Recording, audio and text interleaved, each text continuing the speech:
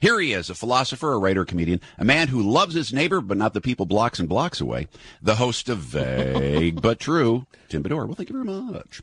My wife, Karen, my daughter, Claire, our dog, Lexi, and I were getting ready to hit the road and make the 6.5, maybe 7-hour drive back home from Milwaukee, where we were for the Christmas holidays. And I cracked a tooth on a ham sandwich. Ooh. If a tooth can't stand up to a ham sandwich, well, it was that tooth's time. And about 2 seconds later, I got that painful zing that only nerves in a tooth can provide. Air, saliva, my tongue, residual ham shards, anything would get the zing thing going. I called my dentist back home. They were closing for the next 4 days, but he could see me that day if I could get there before 6 p.m.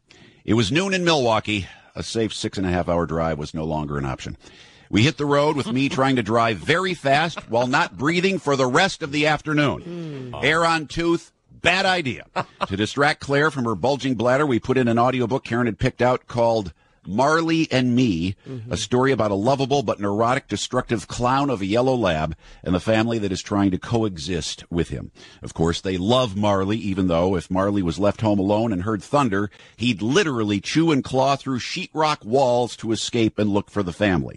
By the way, for about 6 months of the year in that part of Florida, it thunders every afternoon. So Marley demolished their home, but this family persevered and against all reason still loved Marley. The story starts with Marley as a puppy, but about 5 hours into the trip, Karen and Claire are sniffing, dabbing at tears because the now 12-year-old Marley is at the vet's office far too often. And I'm sure a lot of the tears were due to the fact we were all thinking about our 3-year-old Lexi and projecting out 9 years. And there should be a warning on this damn Marley CD. It's way too emotional. You shouldn't drive at freeway speeds listening to it. It's not safe. At one point, Claire crawled into Lexi's crate to hug her, so now her sobbing is coming back to me with a slight echo from inside the crate, and I have to worry if she's got her seatbelt on or did Claire unbuckle and completely crawl all the way into the crate with Lexi. Marley's family was going through hell emotionally, even though objectively, Marley was not a great dog. He once took an outdoor restaurant table for a run down the beach because his owner foolishly tied his leash to the table's leg right before a female poodle sauntered by. Although Marley was lovable, he was a putz. Our Lexi, on the other hand, is objectively the world's greatest dog. Yes, that's right. There's no "we love Lexi in spite of herself" needed here, other than the time she interrupted a burial ceremony by digging in the dirt next to the casket. Lexi is the best dog in the history of dog. And then you start thinking, how are we going to feel when we're going through what Marley's family's going through? Karen was sniffling, but hearing little Claire crying in the crate is what finally got to me. And to keep myself from blubbering like a fool, I pinched the underside of my leg really hard to focus on something else because I had to keep driving safely. Traffic was getting thick. We're hitting the Twin Cities and it's rush hour. The roads are icing up. It's dark. I need a clear mind and dry eyes to safely pilot my throbbing tooth to the dentist on time. That's what it was the driving thing. Or is it that I'm a guy and guys can't show human emotion, any human emotion? I start thinking, why can't we guys show our feelings? Why can't I openly sob with my family? To show human emotion is not weak, it's strong. Look at all the sex symbol, movie hero, leading manly man guys who break down and cry. All right, there aren't any. Women are not turned on by crying guys.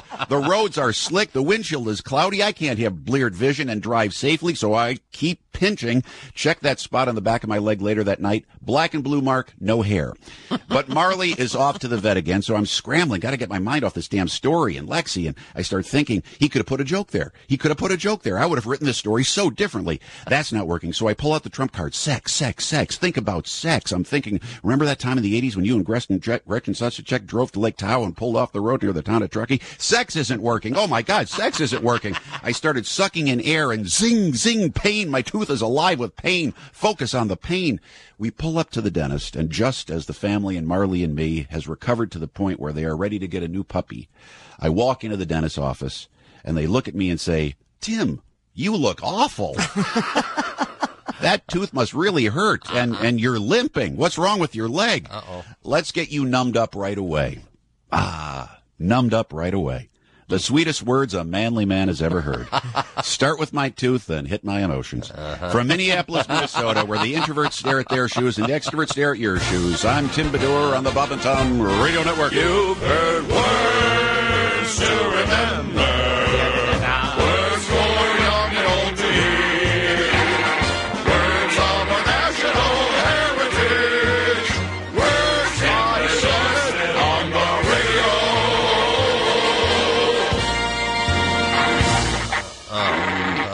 Okay. All right, enough. Oh, my God. Thank you very much. Did they put a new tooth in? No. Just took the one out? Crown. The last of the crowns. Crown. I have no more teeth left that need. They're all crowns. They're all crowned, yes. Mm-hmm.